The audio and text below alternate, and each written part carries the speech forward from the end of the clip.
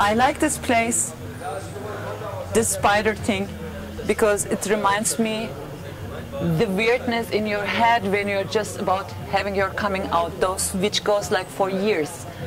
Where do I belong? Where do I want to go? Will I go? Who wants? What does this society want from me? What does my parents want from me? What do I want from me? But then the whole emotional weirdness, I fall in love with girls. No, I don't fall in love with boys. Am I right? Am I not right?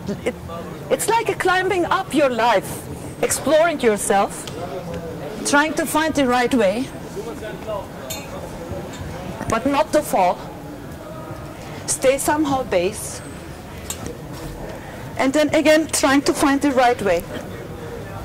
Not to lose any family, not to lose maybe friends, but also your job, making decisions,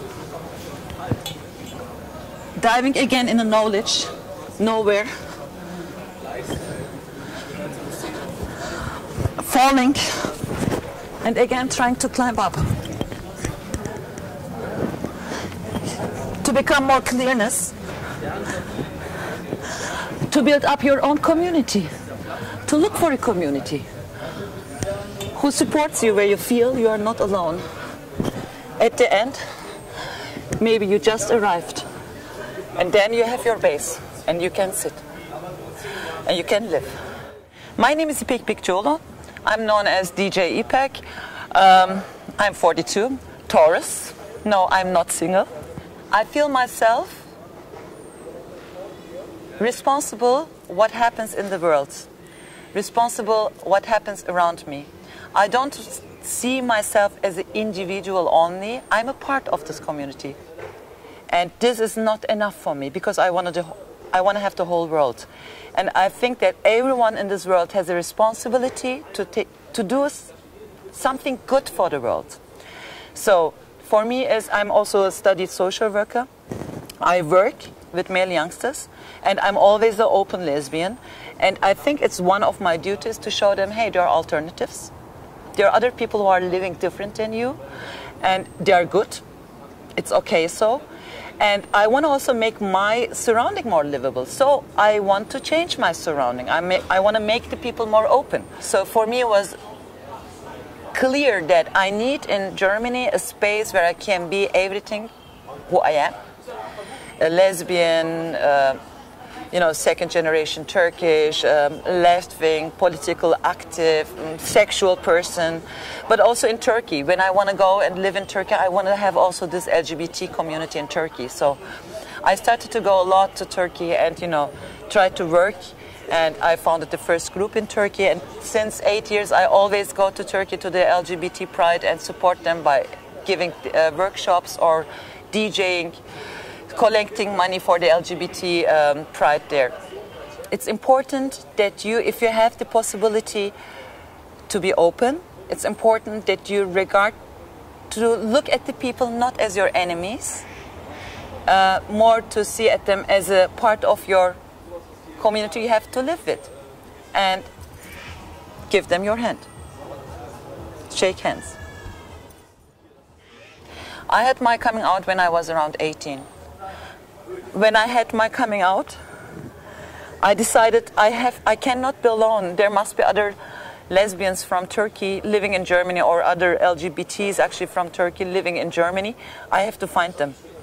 And since I am a minority in Germany, and the society and around me also everyone said, no, there are no gays or lesbian Turkish people in Germany, I was like, no, there must be. Because the first impressions about LGBTQs I always had from Turkish movies, from Turkish singers like Bülent Ersoy and Zeki Müren, but also from books. So I thought actually being lesbian or gays is a pretty Turkish thing. I didn't know any German lesbians and gays. But I felt myself very alone. I needed to speak the language. I needed to speak with other ones. How do you actually make it with your family? How do you deal with racism? How do you deal with the LGBT community in general? How do you deal with sexuality? And for me, when I decided, okay, now I want to live as a lesbian officially, I talked to my mother. And my mother said, well, I will not support you because you're a lesbian, but I will also not oppress you because you are a lesbian.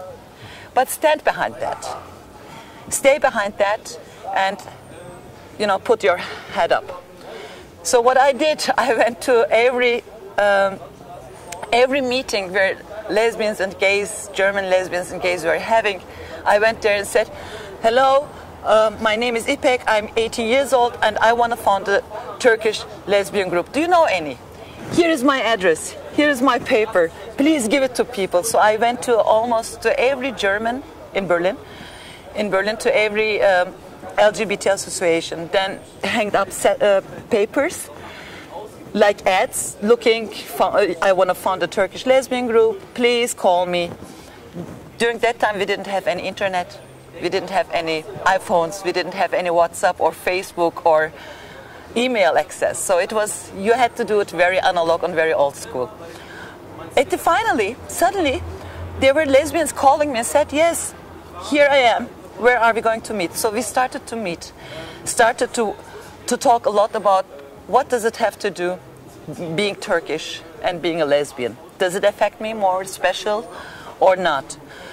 The clearness was, since we are a minority and there's not much knowledge, that of course the Turkish immigrants or the immigrants from Turkey and Germany also heterogeneous, and that there are many prejudices from the German society towards Turks, but also that you feel yourself easily alone because you don't know many other immigrants with a Turkish or Muslim background. So we started up to meet up for a few years regularly. We were like dancing together, singing together, having heavy discussions together, political discussions also. Do we want to go out on the demonstrations and tell, hey, we are here Turkish lesbians, or are we just part of the big community? And many said, hey, I'm already enough dealing with the homophobia, sexism, heterosexism, racism. I don't want to go out and, you know, show also I'm a lesbian and get special attacked for that. Other ones said, well, if we want to raise up consciousness, then we have to be open and we have to be out and fight for our rights. I was more the one who wanted to be out, who wanted to fight for the rights, who wanted to raise up a consciousness. What I did is, after founding this group, I went to Turkey. I said, okay, in Turkey there must be lesbians, there must be gays. So in the name of the German Lesbian Council, Lesbenberatung, they hired me to write a booklet in Turkish and German. Anya is love in Ayşe, or Ayşe is in love in Anya, in Turkish and German. And I collected already so many books from all over the world.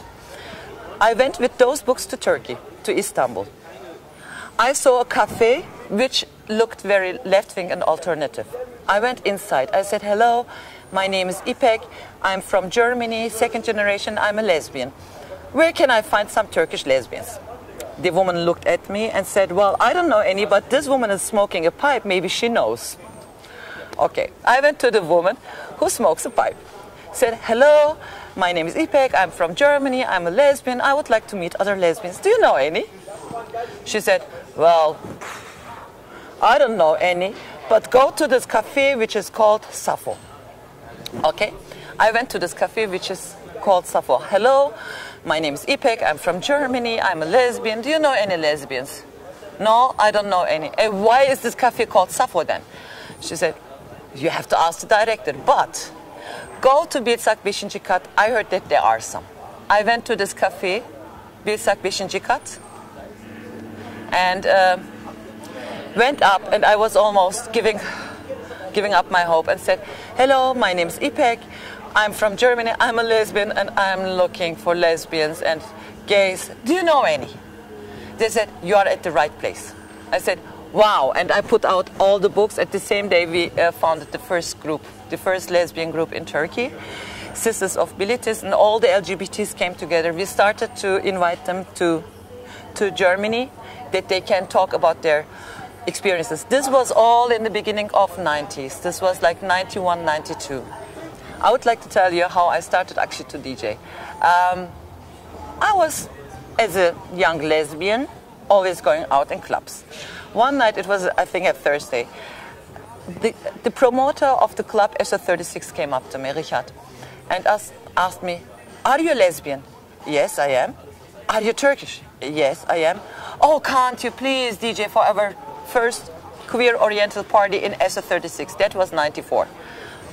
I said, "Well, I've never done it." "Never mind, come and DJ." "Yeah, but I don't even have CDs." "Never mind, come and DJ." And when Richard Stein, this club person, asked me, "Would you like to DJ?" I was like, okay, it's a big honor to me.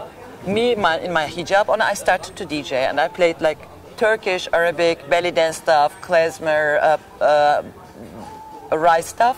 People danced till 8 o'clock. The DJ came, well, okay, you managed to do it without me, so I go. And the new star was born. So many people started to come, even they were living outside of Berlin, just for this party, not to feel themselves alone. Just to party because they realized, okay, I can be a faggot here. I can be a transsexual and Turkish. I can be a transsexual and Bulgarian. I can be deaf and Turkish or Kurdish. I can be bisexual and Arab. Everyone is welcome. Also, many straight people comes to the Gay Hane party. This party still exists, and this party is still one of the most important parties. At the same time, when Gay Hane was starting, became successful, also SO36 and other people from the Oranienstraße, from the area, decided, okay, why don't we do the Transgeniale CSD? We have two gay prides in Berlin. One is the bigger, the commercial one. Almost 500,000 to 1 million people are attending. And the Transgeniale CSD is like 5 to 10,000 people. It takes place in Kreuzberg. It's much more left-wing and much more anarchic and much more political. And there you hear Turkish, Kurdish, Arabic, Rai, klezmer, Balkan music, and you know, okay, there are people, they are dancing to it. So you see people, you know, mother with a veiled mother, dancing with a 16-year-old Arab boy, and then the transsexual and the transgender person and the lesbian and the gay, and everyone is dancing with each other. It's a huge thing, and people don't even mind that in this moment. And this is a really nice feeling, that you have the feeling, okay, for one night when Gay Hane happens or this Transgeniale CSD happens, the world is free of prejudices. And you can be everything what you are. I've been living since the early 90s, and they were older generation, the generation before me, fighting a lot that we can live that free today. What I realized with the young generation, especially in West Europe, is that their consciousness about every given right can be taken also by the government back. So yes, today we are free, we have our parties, we have our sex parties, we can choose if we want to go to a pub, to a house, to a techno party, if you want to go to the bad taste party, we can choose if you want to go to this counseling or to this cafe, to this restaurant, because we have so much. But this can be different tomorrow. It can be taken, and the world is getting more conservative. Look at Putin. Look to India, who just invented new law against LGBTs. What happens in Denmark with their conservative, okay, they're not homophobic laws, but nevertheless, it's getting conservative. Also, Germany is getting conservative. We should not forget that we should still fight at least to keep those rights and not just consume it. Because what we do is, I show you, people 50 years ago, they started to raise up a little tree, putting water, water, water, water. Now it came up. It's such a richness that we can now take up the apples and eat it. But we have to still put the water in it. We have to take care of them. And please don't forget, you're part of the society, and if you want that the society is still free and democratic, you have to fight for that. You have to try to keep it and just not only consuming. Thank you.